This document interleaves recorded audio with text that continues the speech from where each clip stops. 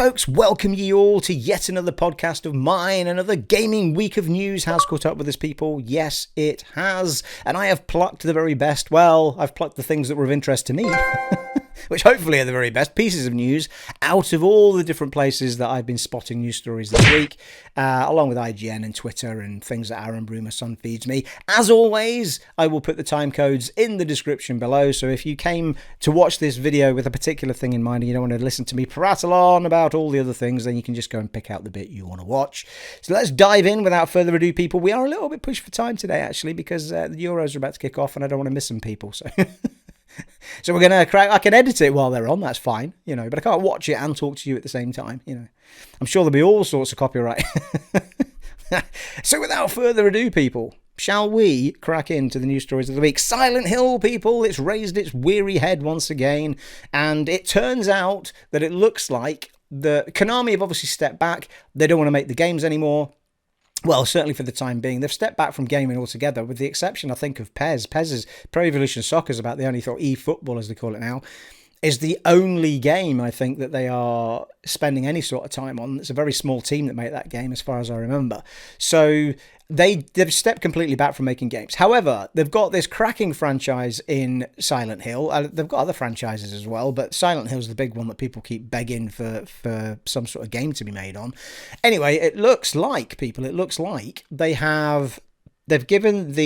they've done is they've struck a deal with other studios. It looks like they've struck a deal with two different studios to make two different types of game, I guess. I don't see why you would strike a deal with two studios to make a similar thing.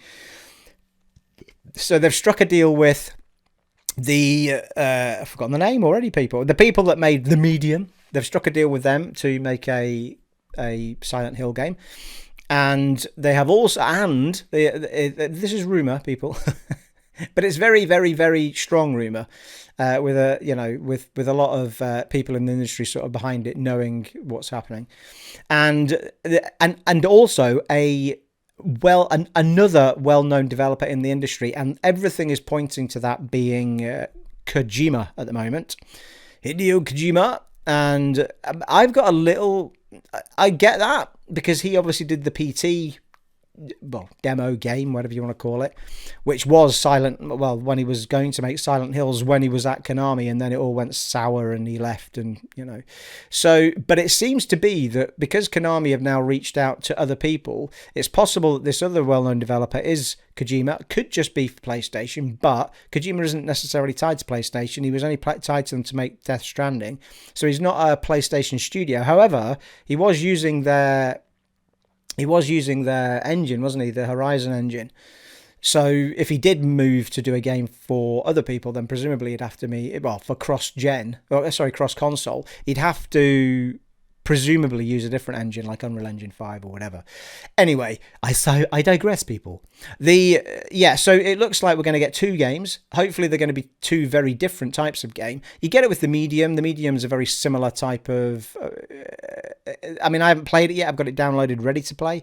But I've seen some of the footage of it where, she shifts in and out of two worlds. And that effectively is a similar feel and vibe to Silent Hill. So I can get why they might have reached out to that studio, why that studio would want to reach out to Konami.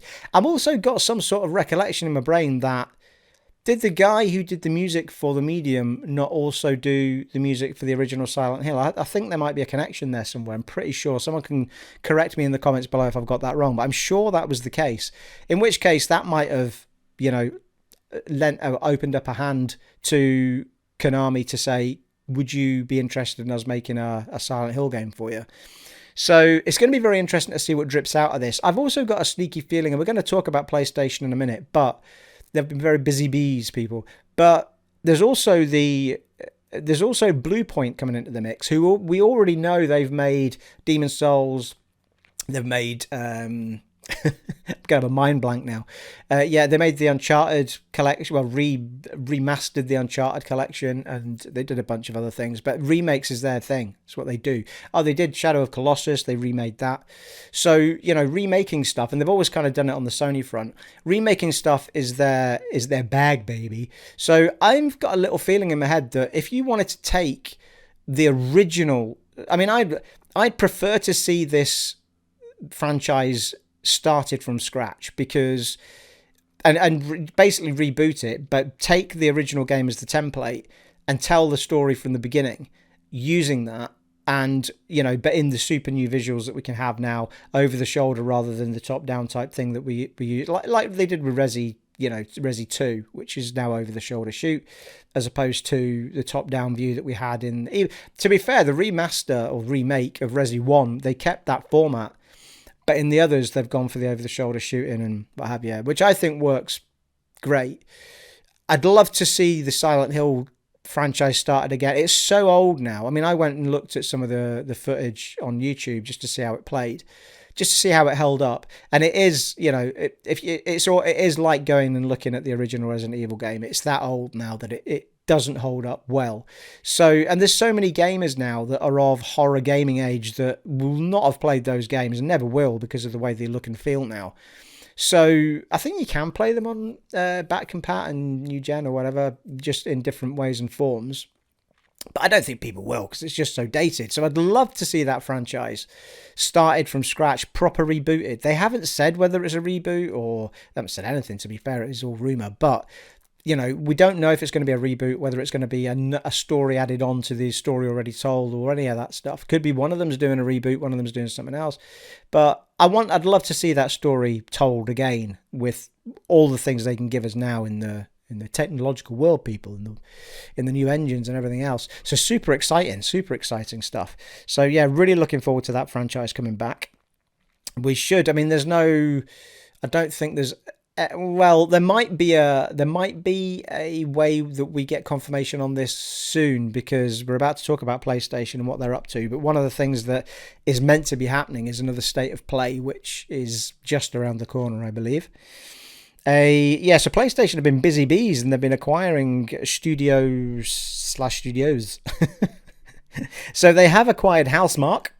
And now this is a bit of a shock to me, because I thought they already owned Housemarque, but they clearly didn't.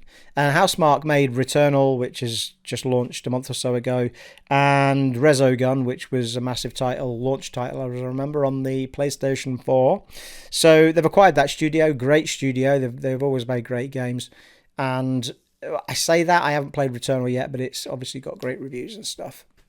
Resogun, not really my thing, but it got outstanding reviews, that game. Very, very good game. So yeah, really, really good to see them buy up Housemarque. However, they did cock up the tweet a little bit, and I think they put the wrong image on it, and the image was actually a load of Bluepoint stuff. And Bluepoint Studios that we just talked about, who do the remakes and all that sort of stuff, they've always kind of done Sony stuff anyway.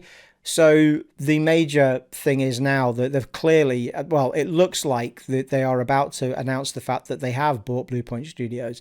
And that's what makes me think that there is a chance that maybe if we're doing a reboot of Silent Hill, that it may well be Bluepoint that ends up doing it. But it'll be interesting to see, though. But I mean, I think from a Silent Hill perspective, it would be quite nice to see that on all platforms rather than just PlayStation or whatever. So if it is Kojima that's doing the game, then that could be cross-platform. But anyway, very, very good stuff from Sony. Two great studios that have now got the backing of Sony, and extra. I mean, that comes in itself with a lot more oomph behind you and a lot more stability, and the ability to take more risks, make bigger games, get in more staff.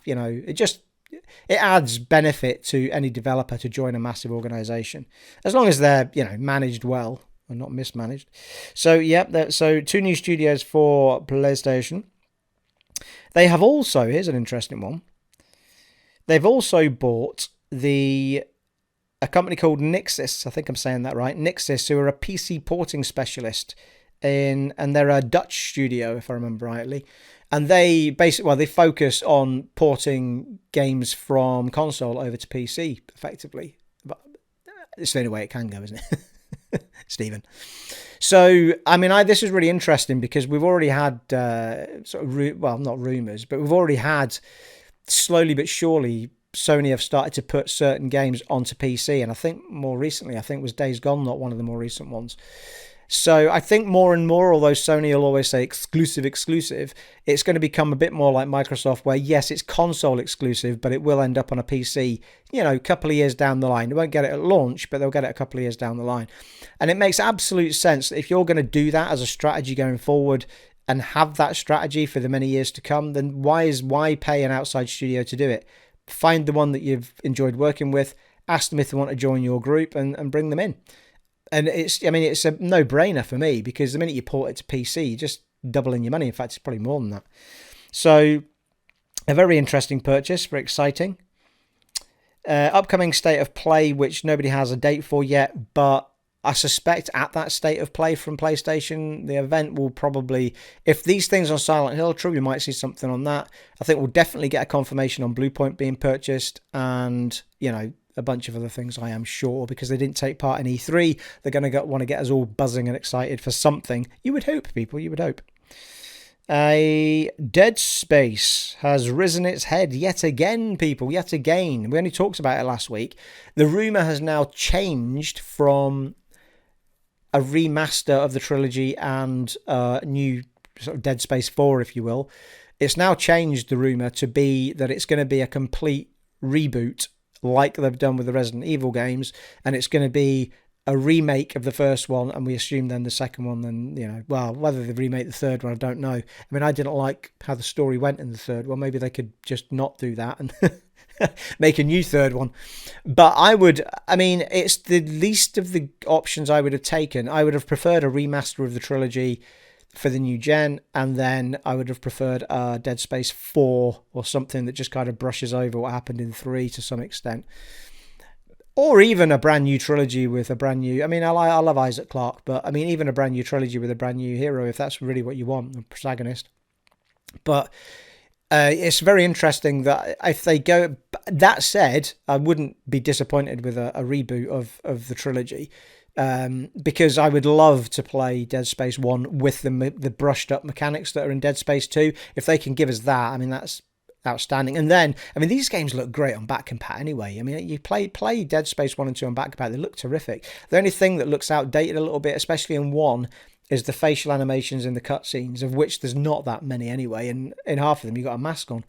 But at the beginning, there's a couple of characters where they don't wear the helmets, and you're talking to them and the hair looks like it's it's made of bloody cardboard, and the faces barely move and stuff like that. So there's a lot they can bring to a reboot of that Dead Space franchise, and I will absolutely take. The only downside for me is if you're going to remake them like they're doing with Resi, and you're only going to get one every 2-3 years, we could be waiting 10 years for a Dead Space 4, which is a little bit disappointing, because I'd like something to happen with the story. So, I don't see EA giving it to two teams of people. So, we'd have to just wait for, or maybe they would just use that as is there enough interest in this for us to make a 4? Because they don't have to. I assume it cuts, half the workload down if you don't have to worry about the story and the concept and all of that sort of stuff done for you. You've just got to rebuild it in an engine that's going to make it look super wow. And then they're going to fill the guts of it a bit more. Of course they are, because they could do a lot more with it, but still super exciting. So we should hear about this at the EA Play event, which is happening on the 22nd of July. So we should hopefully get some confirmation that A, it is Dead and B, what they are actually doing. So, these rumours seem to be coming from Jeff Grubb, who is rarely wrong when he comes up with his pieces of news for people. Leaks, if you will. BioWare has confirmed that there is no showing from them at the EA Play event, so they're just nipping it in the bud so that people aren't disappointed that there's nothing from BioWare there. I get that. They've only just given us the Mass Effect trilogy, which I'm still waiting. I'm still holding off to buy. I'll wait for it to drop down in price a little bit. But I'm dying to play them again. It would be great to have them and see it all in its new shiny 4K glory. Well, or 1440p at 60 FPS, which is probably what I'll play it at.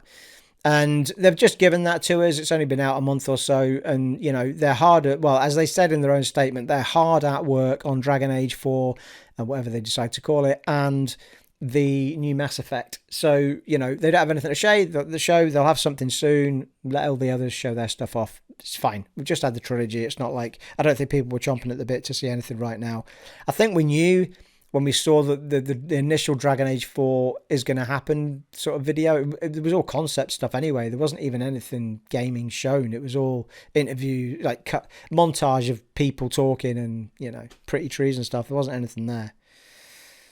A Ghost of Tsushima Directors Cut is coming on the 20th of August. This Director's Cut thing seems to be a thing now, doesn't it? I mean, to be fair to them, they have actually gone a little bit out on it. So the Director's Cut comes with all of the content, whatever DLC came with the original game by the end. And it also comes with a new island as well, which you can walk out. Is it still Tsushima then? If you're on a new island, surely it's not Tsushima. But anyway, yeah, we'll come to the island. Ika, I think it was called, or something like that. I'll get to it in my notes, people. So here's what it includes. It includes PS5 specific upgrades, all content, and Iki Island, I think that's what it's called, expansion, which is a whole new area to wander around and things to do and discover. The PS5 version will have lip sync for Japanese and English, haptic feedback and adaptive triggers, 3D audio, drastically faster loading times. The loading times on that game were already super quick, though, to be fair. Like when you died, you were back in the game like that. I mean, I don't know whether they say drastically faster loading times when it comes to actually loading up the game in the first place, maybe. But if I remember rightly, people were bamboozled as to how on earth they made an open world game load in a flash on a PS4. It was really, really impressive. I think other companies reached out to them actually and asked them how they were doing it. Anyway, drastically faster loading times, different 4K options. They haven't gone into any more detail than that, so you would assume then if that's the case, we're going to have a performance option at 60 FPS because we've already got Ghost of Tsushima at 60 FPS, so that option will clearly be there. But if you want to play it at 4K or whatever, but you never know, it could be that the proper PS5 version, they managed to lift the visuals even more. It could be that it only plays at 60 FPS 1080p just now, and they can lift that and make it better and smoother. And oh right, yeah, there was a weird upgrade paths thing. I took a picture of it. Hang on. Bear with me, people. My notes say see image. I was like, what image is this? So the upgrade paths are, if you already own it, PS4 players will be able to pre-order an upgrade to the Director's Cut for $19.99. This is dollars, people. I haven't got pound prices here. PS4 players who own the Director's Cut can upgrade to PS5 version of the Director's Cut for $9.99. Yeah, some of these sound similar, but anyway, anyone with the original PS4 copy of Ghost of Tsushima looking to upgrade to the Director's Cut on PS5 will have to pay $29.99. Blimey. That's the PS5 version, presumably. For anyone buying Ghost of Tsushima Director's Cut for the first time, it will be $70. Or, well, £70 effectively then, isn't it? Because they don't seem to differentiate between dollars and pounds anymore. 70 on the PS5, 60 on the PS4. So there you go. Make of that what you will, people. But that's from their own press stuff. So there you go. Cool, blimey, jumping back and forward between documents isn't good when you're doing this live, people. Hey, upgrade past the image. Yeah, so that was pretty much it for the Ghost of Tsushima. Take-Two Interactive have acquired Dynamics. Facial animation company, anyway. It's the facial animation company that did the facial animations for Red Dead Redemption and another game of theirs. But they do, Take-Two Interactive is the overall company of Rockstar and that, isn't it? So I think it's just another no-brainer. It's like, because people talked about how great the facial animations are in Red Dead Redemption, but not so much in Grand Theft Auto 5.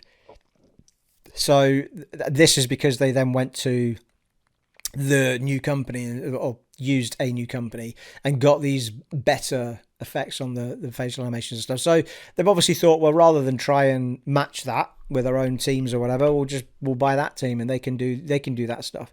So it's another no-brainer. I think it's a great acquisition. Everyone's chomping at the bit for Grand Theft Auto 6, aren't they? I mean, to be honest, I've never quite got into it. The only Grand Theft Auto I ever got into was the Vice City one way back in the day, because it It was really more because it was all the 80s tunes, the 80s vibe, which is, my thing. But I never ever finished the game. I mean, I just, ran around, shot stuff, mainly drove around in the car listening to the radio. My favorite ever game of any similar ilk to that is the Sleeping Dogs game. And I was gutted when that studio shut down trying to make some stupid MMO when all they had to do was make Sleeping Dogs 2. That game was so well received.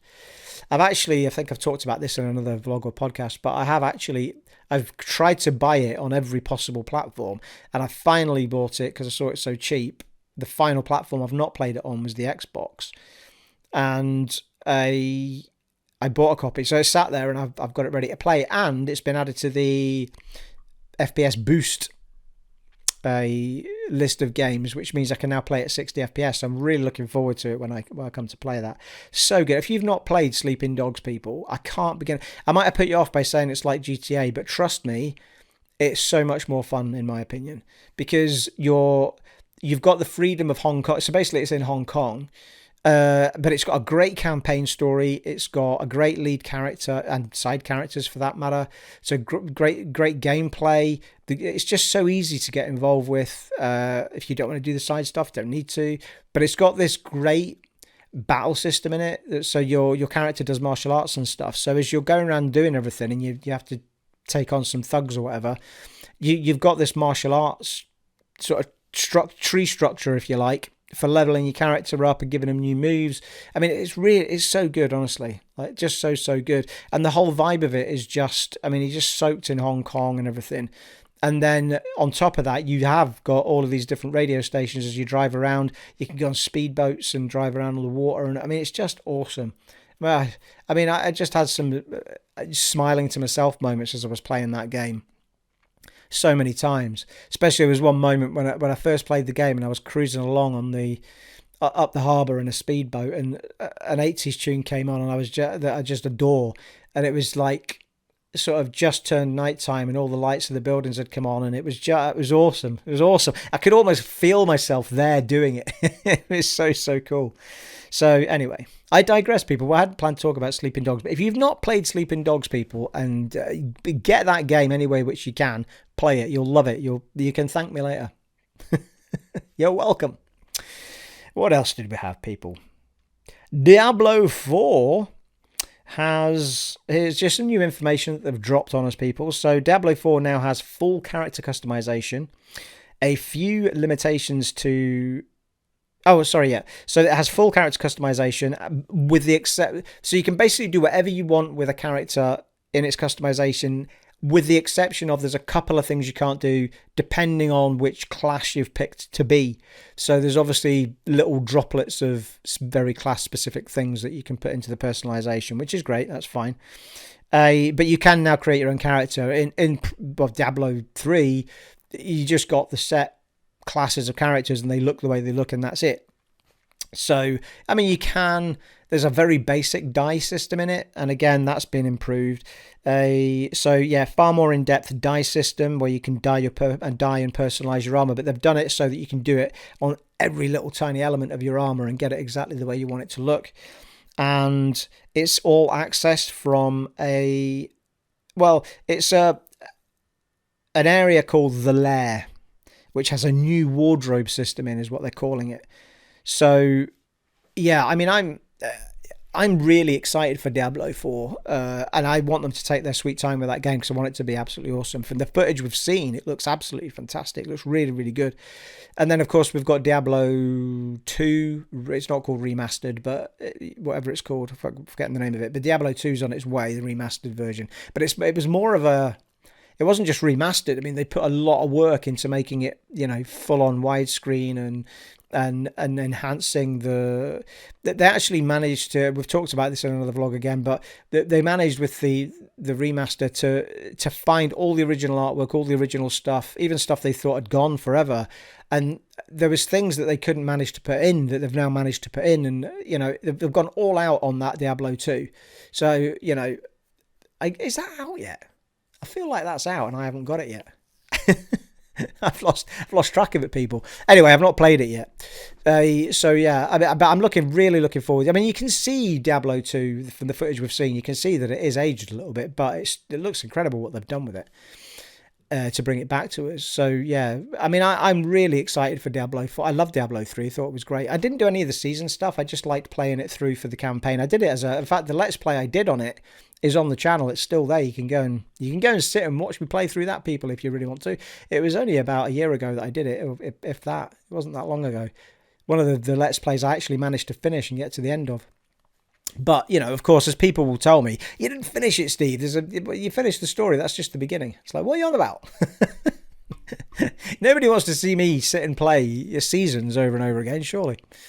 So, yeah, I mean, I'm very, very excited for that game. And I love the fact they're giving us full customization over the actual character itself. I mean, okay, it's top down and you don't see them that full on. But we all know that even in a first-person game, you still want to make your character look a certain way. And there's always some way that you see them, be it a photo or a profile image, or with something like Fallout, you can jump in and out of first person, third person. But we all like to customize our characters, even if it's only the hands that we see. Fitted nail polish.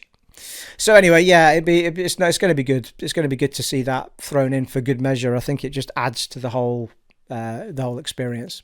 So there you are, people. That is a very quick one, and I can't remember. I started this video so many times today. Do you know I recorded this video for the best part of 10 minutes and realised I hadn't pressed record on the camera.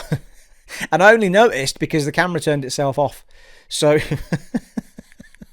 so I have all of the audio from the original 10 minutes, but none of the video. So I had to just start from scratch. However, if I didn't say at the beginning of this one, the Euros start at 5 minutes time. So it's a bit of a shorter one this week than it would be normally. That said, we got through everything. It was nice and quick. And again, I will have put the time codes in the description. So if you wanted to jump to whichever point you can. Sometimes it's better to keep them. I mean, for these sort of podcasts, if I'm doing news type stuff, it's quite good to keep it short and sweet. If I don't have a huge amount of in-depth stuff to talk about, it's quite difficult finding the images for today because Silent Hill, there's hardly any decent images. These images have got to be 1080p or higher, or they don't fit on the screen properly, so don't look great. So it was very difficult to find little images to go in the background. It'd be interesting to see what footage I bother putting up as well, because there wasn't an awful lot in there that would warrant putting an awful lot of footage behind me. But anyway, we'll see. You'll have found out by now because you're at the end of the video, people. So there you are. That's all I have for you this week, people. But we'll be back with more soon enough, I'm sure. It has been an honour and a privilege. Yes, it has. Bringing this podcast to you today. And I shall see you on the next one, folks. Take it easy. Bye.